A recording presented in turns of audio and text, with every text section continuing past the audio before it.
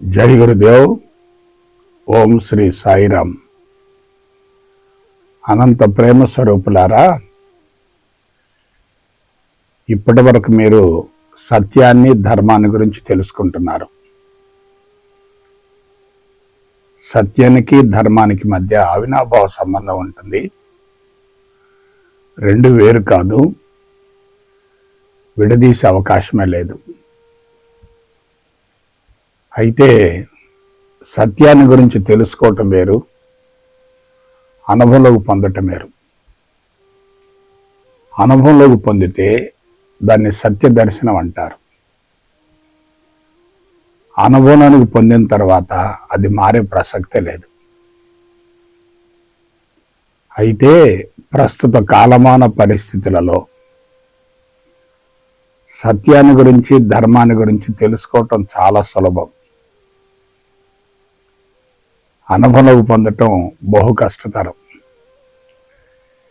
ఎందుకంటే సామాజిక పరిస్థితులు కడు దుర్భరంగా ఉన్నాయి. ప్రపంచమంతా అల్లకల్లోలంగా ఉంది, అయోమయంగా ఉంది, గందరగోళంగా ఉంది. ఎటు చూసినా సమస్యలే కనిపిస్తున్నాయి, కానీ పరిష్కారం లభించటం లేదు. ఒక మాటలో చెప్పాలంటే మానవుడు సమస్యల సుడిగుండంలో చిక్కుకున్నాడు. దాని నుండి బయటపడే అవకాశమే లేదు. మానవ జీవితం కడు దుర్భరంగా, కష్టంగా, క్లిష్టంగా తయారైంది. అందరూ నీటి నుండి బయటపడ్డ చేపల్లాగా ఉన్నారు, విలవిల్లాడిపోతున్నారు. ఇటువంటి ప్రమాదకరమైనటువంటి పరిస్థితులలో సత్య దర్శనాన్ని గురించి తెలుసుకోవటం చాలా సులభమే, కానీ అనుభవంలోకి పొందటం మాత్రం బహు కష్టతరం.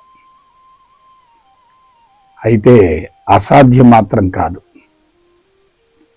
ఎందుకంటే సమస్య ఎక్కడైతే ఉంటుందో అక్కడే పరిష్కారం ఉంటుంది కదా. సమస్య పరిష్కారాలు రెండు వేరు కాదు కదా, అవి రెండు అన్యోన్యాశ్రయాలు కదా. సమస్య ఏర్పడిందంటే తప్పనిసరిగా పరిష్కారం ఉన్నట్లే. మనం పరిష్కారం దిశగా ఆలోచించాలి, కానీ సమస్యను చూసి కలత చెందకూడదు. మీకు ఒక విషయం చెప్తున్నాను. ఆధ్యాత్మిక మార్గం అనేది వినటానికి, తెలుసుకోవటానికి, బోధించడానికి, ప్రచారం చేయటానికి చాలా ఆకర్షణీయంగా ఉంటుంది, కానీ ఆ మార్గంలో పరిణతి చెంది పట్టు సాధించడం అనేది ఒక రకంగా కత్తి మీద సాము లాంటిది. కోట్లాది మంది ప్రవేశిస్తున్నారు, కానీ ఎంతమంది పరిణతి చెందుతున్నారు? భగవంతుని గురించి తెలుసుకోవటం, తెలియజేయటం ఎంత ఆకర్షణీయంగా ఉంటుంది. భగవంతుడి స్థితికి చేరటం ఎంత కష్టంగా ఉంటుంది ఆలోచించండి. అయితే మానవుడి ప్రత్యేకత ఏమిటి? దీని గురించి మనం తెలుసుకోవాలి. భూమండలం మొత్తంలో 4 భాగాలు ఉన్నాయి, 4 వర్గాలు ఉన్నాయి. పంచభూతాలు, వృక్షాలు, జంతువులు, మానవులు. పంచభూతాలలో జడ చైతన్యం ఉంది, వృక్షాలలో జీవ చైతన్యం ఉంది, జంతువులలో ఇంద్రియ చైతన్యం ఉంది, మానవులలో మనో చైతన్యం ఉంది. మనో చైతన్యం ఉంది కాబట్టి తనలో జ్ఞానం ఉంటుంది. జ్ఞానం ద్వారా అన్నింటిని గురించి తెలుసుకునే అవకాశం ఉంటుంది. అందుకే గమనించండి, మానవుడికి పంచభూతాలను గురించి, వృక్షాలను గురించి, జంతువులను గురించి, ఇతర మానవులను గురించి కూడా తెలుసు కదా. మరి పంచభూతాలకు, వృక్షాలకు, జంతువులకు మానవుని గురించి తెలియదు కదా. అంటే మానవుడు జ్ఞానపరంగా ఎదగటం వల్ల అన్నింటిని గురించి అంతటిని గురించి తెలుసుకొనగలిగినటువంటి స్థితిలో ఉన్నాడు, స్థాయిలో ఉన్నాడు. అటువంటి సమర్థత ఉంది.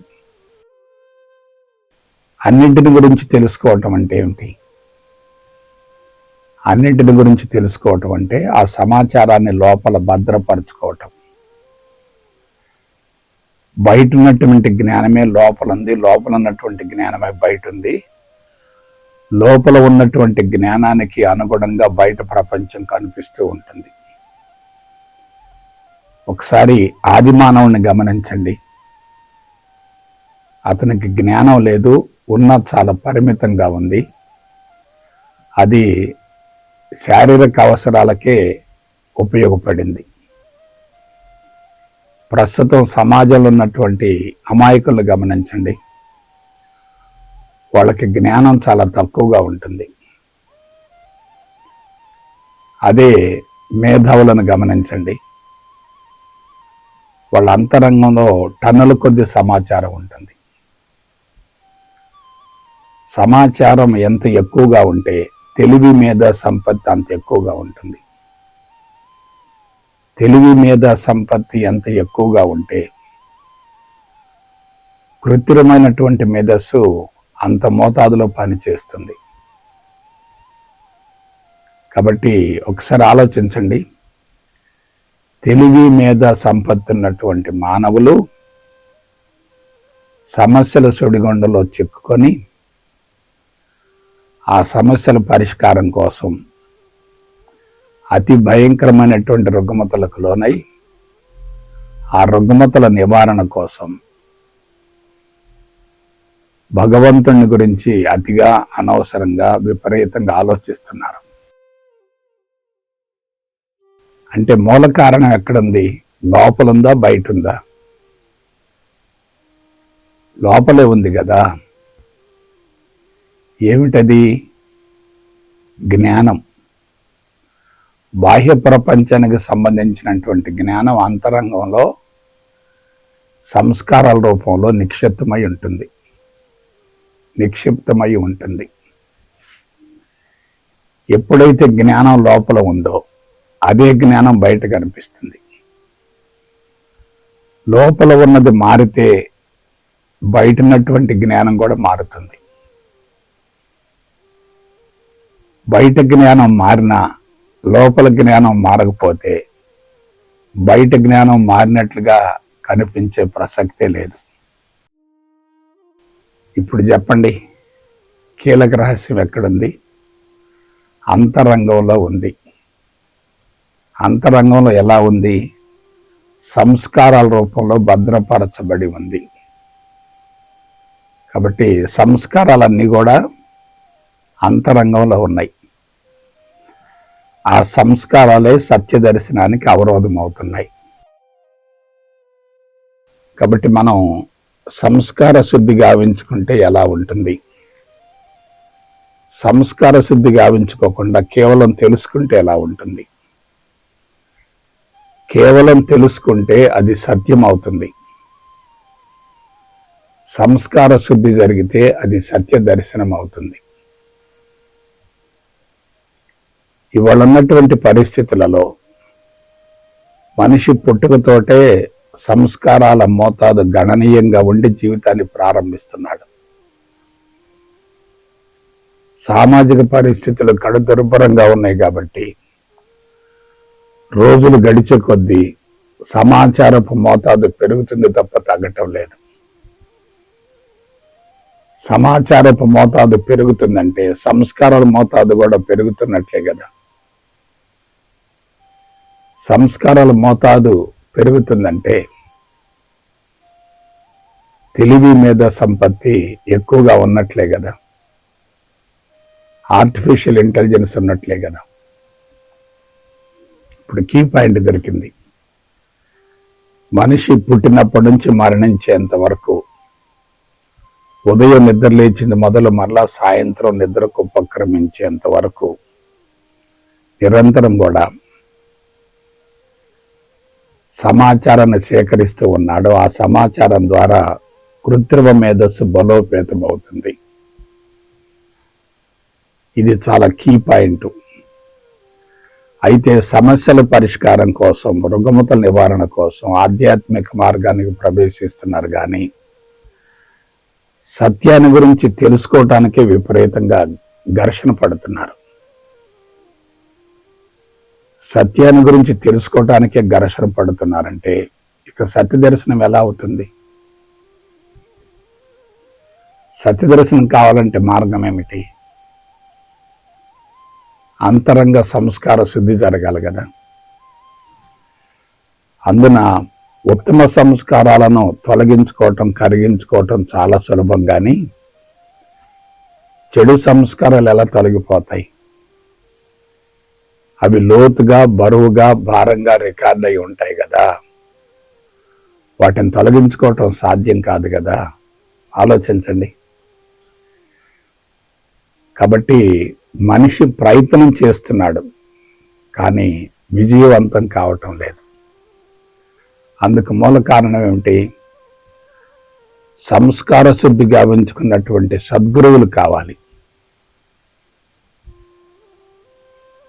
కృత్రిమ మేధస్సుకు సంబంధించినటువంటి సమాచారాన్ని అందించేటటువంటి గురువులు వేరు, సంస్కార శుద్ధి గావించుకున్న అనుభవాన్ని పొందినటువంటి గురువులు వేరు. ఇవాళ సంస్కార శుద్ధి గావించుకున్న అనుభవాన్ని పొందినటువంటి గురువులు అసలు లేరు. అందుకే బోధ గురువులు ఉన్నారు కానీ సద్గురువులు లేరు. సద్గురువుల ద్వారా మాత్రమే సంస్కార శుద్ధి జరుగుతుంది తప్ప బోధ గురువుల ద్వారా ఎటువంటి ప్రయోజనం ఉండదు. ఇక ఆలోచించుకోండి. కోట్లాది మంది ఆధ్యాత్మిక మార్గంలోకి ప్రవేశిస్తున్నారు కానీ మరణ భయంతో సమస్యల నుంచి బయటపడలేక భగవంతుడి కోసం అన్వేషణ చేస్తున్నారు కానీ ఆ అన్వేషణ వెనుక చిత్తశుద్ధి లేదు కదా. అన్వేషణ చేస్తున్నారు కానీ ఆ అన్వేషణ వెనుక సరైనటువంటి శాస్త్రీయత, సాంకేతికత లేవు కదా. కాబట్టి సద్గురువు అంటే ఎవరు? పరిపూర్ణ అద్వైత బ్రహ్మజ్ఞానాన్ని గురించి అవగాహన గావించుకొని అనుభవంలోకి పొంది అంతరంగాన్ని సమూలంగా శుద్ధి గావించుకున్నటువంటి వ్యక్తే సద్గురువు అవుతాడు.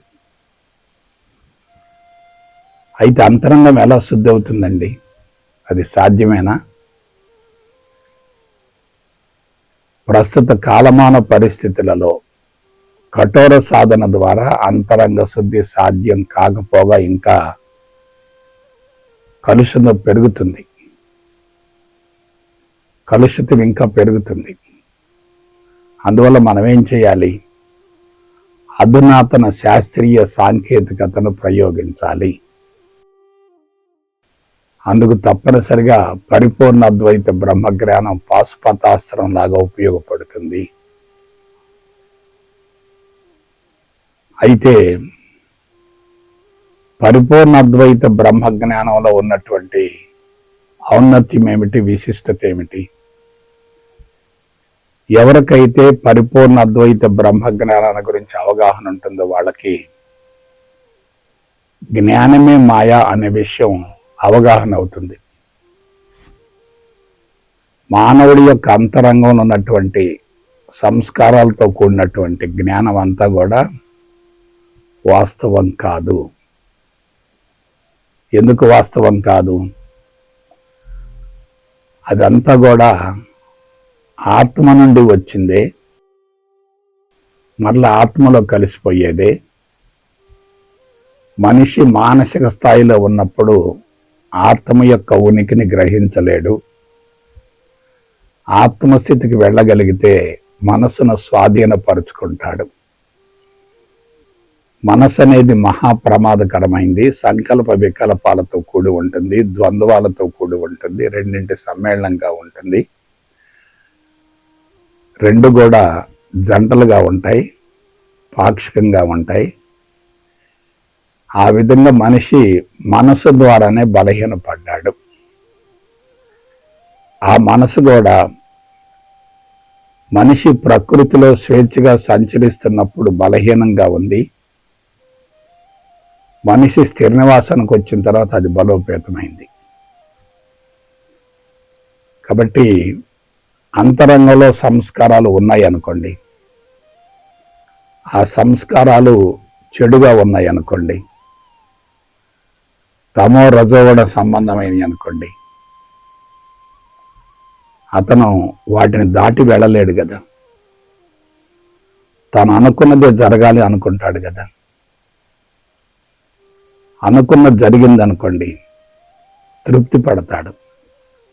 జరగలేదనుకోండి, తీవ్రమైనటువంటి అసంతృప్తికి లోనవుతాడు. అంతరంగంలో అసంతృప్తి బాగా ఉందనుకోండి, ఎక్కువగా ఉందనుకోండి, ఏమవుతుంది అతని జీవితం? ఆ అసంతృప్తిని భర్తీ చేసుకోవటం కోసం తప్పనిసరిగా బాహ్య ప్రపంచంలో పరుగులు పెడుతూ ఉంటాడు. బాహ్య ప్రపంచంలో ఆనందాన్ని వెతుకుతూ ఉంటాడు. కానీ బాహ్య ప్రపంచంలో ఆనందం లేదు కదా. ఈ ఒక్క విషయాన్ని గురించి తెలుసుకుంటే చాలు. బాహ్య ప్రపంచంలో ఆనందం ఉందనుకోండి, ఇవాళ ప్రపంచం అంతా సుభిక్షంగా ఉండేది కదా. అంటే ఎవరైతే కృత్రిమ మేధస్సుతో ఉంటారో వాళ్ళు ఆనందం లేని చోట ఆనందాన్ని వెతుక్కుంటారు. అంతరంగం శుద్ధి కాకపోగా ఇంకా కలుషితం అవుతుంది. కాబట్టి అందరూ తెలుసుకోవలసినటువంటి నగ్న సత్యం ఏంటంటే, ఒక సంస్కారం ఏర్పడటం చాలా సులభం, ఆ సంస్కారం కరిగిపోవటం బహు కష్టతరం. అందున చెడు సంస్కారాలు లోతుగా, బరువుగా, భారంగా ఉంటాయి కాబట్టి వాటిని తొలగించుకోవటం చాలా కష్టం. అందుకే లక్షలాది మంది, కోట్లాది మంది ఆధ్యాత్మిక మార్గం వైపుకు పయనిస్తున్నారు, కానీ పరిణతి చెందేవాడు లేరు కదా. ఆలోచించండి, ప్రవేశించటమా, పరిణతి చెందటమా? పరిణతి చెందకపోతే ప్రవేశించిన ప్రయోజనం లేదు కదా. అందరూ ఏం చేస్తున్నారు? ప్రవేశిస్తున్నారు, పరిణతి చెందకుండా తీవ్రమైనటువంటి నిరాశ, నిస్పృహలకు, అసంతృప్తికి లోనవుతున్నారు. ప్రవేశించకపోయినా పర్వాలేదు, కానీ ప్రవేశించి అంతరంగంలోనికి జ్ఞానాన్ని విపరీతంగా నింపుకొని పరిణతి చెందలేక అసంతృప్తిని పెంచుకొని చెడు సంస్కారాల మోతాదుని ఇంకా పెంచుకుంటున్నారు కదా. కాబట్టి మనిషి ఎక్కడ దెబ్బతిన్నాడు ఆలోచించండి. అంతరంగ శుద్ధి కోసం ఆధ్యాత్మిక మార్గంలోకి ప్రవేశించి అంతరంగాన్ని శుద్ధి గావించుకోలేక ఏమవుతున్నాడు? దాన్ని ఇంకా కలుషితం చేసుకుంటున్నాడు కదా. ఎవరికైతే అంతరంగంలో చెడు సంస్కారాలు ఉంటాయో వాళ్ళకి బాహ్య ప్రపంచం చెడుగా కనిపిస్తుంది. చెడిపోయిన ప్రపంచాన్ని బాగు చేయాలనేటటువంటి భావనతోటి ప్రపంచాన్ని సరిచేస్తూ ఉంటారు. ప్రపంచం సరిగాకపోగా ఇంకా కలుషితం అవుతూ ఉంటుంది. కాబట్టి ఇది చాలా ప్రమాదకరమైనటువంటి అంశం. అందువల్ల జ్ఞానం ద్వారా సత్యాన్ని గురించి మనం తెలుసుకున్నా దాన్ని అనుభవంలోకి పొందకపోతే ఆధ్యాత్మిక మార్గంలో ప్రవేశించినటువంటి వాళ్ళు తీవ్రమైనటువంటి అసంతృప్తికి లోనవుతారు కదా. ఇది ప్రమాదకరమైనటువంటి ధోరణి. కొంచెం గమనించండి. ఎంతోమంది ఆధ్యాత్మికవేత్తలు భూమండలంలో ఉద్భవించారు. సమాజాన్ని మంచి మార్గం వైపుకు మళ్లించడం కోసం ప్రయత్నం చేశారు. జీవితాలనే అంకితం చేశారు. మరి సమాజంలో మార్పు రాలేదు కదా. పైగా ఒక ఆధ్యాత్మికవేత్త జన్మించి లక్షలాది మందిని ఆకర్షించినప్పటికీ సరైనటువంటి వారసుడు లభించలేదు కదా. అంటే ఆధ్యాత్మికత అనేది వారసత్వంగా అందించబడేది కాదు. ఎవరికి వారు కృషి చేయాలి. పూర్వజన్మ సుకృతం ద్వారా చాలా మంది ఆధ్యాత్మిక మార్గంలో రత్నాలుగా వెలుగొందారు. వాళ్ళ జీవితం నందనవనమైంది. ప్రజల చేత పూజలు అందుకున్నారు. మరణించిన తర్వాత కూడా కోట్లాది మందిని ప్రభావితం చేస్తూనే ఉన్నారు కదా. కాబట్టి జాగ్రత్తగా ఆలోచించండి. అటువంటి ఆధ్యాత్మిక రత్నాలు వారసులను ఎందుకు తయారు చేసుకోలేకపోయారు? వారసత్వం లేకపోతే ఆధ్యాత్మికత కొనసాగే అవకాశం లేదు కదా. ఒక మహానుభావుడు ఆధ్యాత్మిక మార్గంలో ప్రవేశించాడు, లక్షలాది మందిని ప్రభావితం చేశాడు. లేదు, పూర్వజన్మ సుకృతం వల్ల జన్మించి లక్షలాది మందిని ప్రభావితం చేశాడు. ఓకే, ఒక్క వారసుని ఎందుకు తయారు చేసుకోలేకపోయాడు? ఒక వ్యక్తిని తయారు చేసుకోవాలి కదా. అంటే లక్షలాది మంది ప్రభావితం అయ్యారు కానీ మారలేదు. అలాగే వారసత్వంగా కొంతమందిని ఎంపిక చేసుకున్నారు కానీ వాళ్ళు కూడా పరిణతి చెందలేదు. పరిణతి చెందనందువల్ల దశల వారీగా వాళ్ళ ప్రభావం కూడా తగ్గిపోతూ వచ్చింది. ప్రస్తుత పరిస్థితులు ఎలా ఉన్నాయి? నాకు తెలిసినంత వరకు ఆధ్యాత్మిక మార్గం మినహా వేరే మరొక ప్రత్యామ్నాయం లేదు లేదు లేదు. మేధావులంతా కూడా, పాలకులంతా కూడా, ప్రభుత్వాలన్నీ కూడా భౌతిక పరమైనటువంటి అభివృద్ధి ద్వారా ప్రపంచానికి మంచి మార్గాన్ని చూపించాలని, ఆనందకరమైనటువంటి సమాజాన్ని అందించాలని విఫల ప్రయత్నం చేస్తున్నారు. కానీ భౌతిక పరమైనటువంటి అభివృద్ధి ద్వారా సంస్కారాల మోతాదు ఇంకా పెరుగుతుంది తప్ప తగ్గే అవకాశం లేదు కదా. సంస్కారాల మోతాదు పెరుగుతుంటే సమస్యలు ఇంకా పెరుగుతాయి కదా. అంటే భౌతికవాదం ద్వారా సమస్యలు పెరుగుతాయి తప్ప తగ్గే అవకాశం లేదు. సరే, ఆధ్యాత్మికతను తీసుకుందాం. అక్కడ కూడా మార్గంలోకి ప్రవేశించే వాళ్ళు కోట్లాది మంది ఉన్నారు కానీ పరిణతి చెందే వాళ్ళు లేరు కదా. మార్గంలోకి ప్రవేశించి పరిణతి చెందకపోతే అసంతృప్తి పెరుగుతుంది కదా. అంటే మేధావులు చేసేటటువంటి అభివృద్ధి, ఆధ్యాత్మికవేత్తలు చేసేటటువంటి ప్రయత్నం, రెండు రకాలు, రెండు మార్గాలు కూడా నీరు గారిపోతున్నాయి కదా. మరి ప్రత్యామ్నాయం ఏమిటి? పరిష్కారం ఏమిటి? దాని గురించి మనం ఆలోచించాలి. మరొకసారి చెప్తున్నాను, పరిష్కారం లేనటువంటి సమస్య లేదు. సమస్య ఉందంటే అక్కడే పరిష్కారం కూడా ఉంది. మనం పరిష్కారం దిశగా అడుగులు వేసేటట్లయితే సమస్య నుండి బయటపడే అవకాశం ఉంటుంది. అందుకు మార్గం ఏమిటి? నేను మరొకసారి చెప్తున్నాను, కర్మలను కర్మల ద్వారా కరిగించుకోవాలి. ముళ్ళును ముళ్ళుతో తీయాలి. వజ్రాన్ని వజ్రంతో కొయ్యాలి. అజ్ఞానం అనే అంధకారాన్ని ఆత్మజ్ఞానమైన జ్యోతితో వెలిగించుకోవాలి. ఇది పరిష్కారం. ఏ జ్ఞానం అయితే మనిషిని బలహీనపరిచిందో అందుకు భిన్నమైనటువంటి, విరుద్ధమైనటువంటి జ్ఞానం ద్వారా అంతరంగాన్ని సమూలంగా శుద్ధి గావించుకోవాలి. దీనికి కఠోరమైనటువంటి సాధనలు అవసరం లేదు. కఠోర సాధన అనేది మనిషిని కాఠిన్యంగా తయారు చేస్తుంది, మనిషిని చాలా బలహీనపరుస్తుంది. అందుకే కఠోర సాధన చేసిన వాళ్ళంతా పిచ్చివాళ్ళ మాదిరిగా తయారవుతున్నారు, అవలక్షణాలను పెంచుకుంటున్నారు.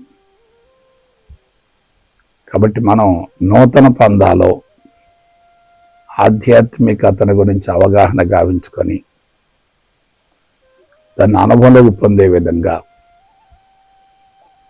వ్యూహాత్మకంగా ముందుకు వెళదాం, సత్ఫలితాన్ని పొందుదాం. ఇదే నా సలహా. జై గురుదేవ్, జై గురుదేవ్, జై గురుదేవ్.